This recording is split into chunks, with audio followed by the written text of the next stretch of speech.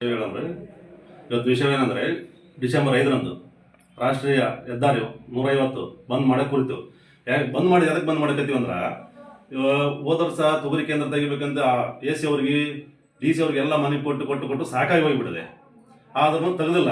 ಈ ವರ್ಷನೂ 20 ದಿನ ಮೊದಲೇ ಕೊಟ್ಟಿವಿ ಅವ್ರಿಗೆ.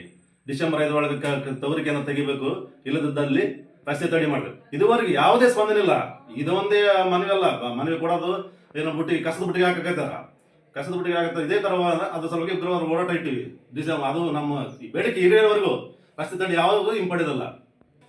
ಕರ್ನಾಟಕ ರಾಜ್ಯ ರೈತ ಸಂಘ, ಹಸೂರು ಸೇನೆ, ತಾಲೂಕಾ ಘಟಕ, ಲಿಂಗಸೂರು.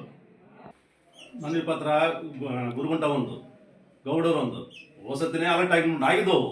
ಸರ್ಕಾರ ಆದೇಶ ಮಾಡಿದ್ರು ಪಾಲನೆ ಮಾಡಿಲ್ಲ, ಇವರು ಅಧಿಕಾರಿಗಳು ಪಾಲನೆ ಮಾಡಿಲ್ಲ. ಅದಕ್ಕೆ ಈ ವರ್ಷ ನಾವು ಏನ್ ಮಾಡ್ತೀವಿ ಅಂದ್ರೆ, ಈ ವರ್ಷ ಅತಿವೃಷ್ಟಿ ಜಾಸ್ತಿ ಆಗಿದೆ. ತೊಗರಿ ಬೆಳೆ ಸರಿಗೆ ಬಂದಿಲ್ಲ. ಎಕರೆಗೆ 1 ಕ್ವಿಂಟಲ್ 2 ಕ್ವಿಂಟಲ್ ಬರಾಕತ್ತ.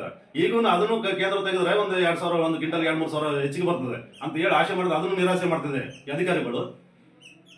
ಹೋರಾಟಕ್ಕೆ ಮನೆ ಪತ್ರ ಸ್ವೀಕರಿಸಕ್ಕೆ DC ಅವರು ಬರಬೇಕು, ಜಿಲ್ಲಾ ಉಸ್ತುವಾರಿ ಸಚಿವರು ಬರಬೇಕು. ಇಲ್ಲದಿದ್ದರೆ ಹೋರಾಟ ಮುಂದುವರಿತದೆ.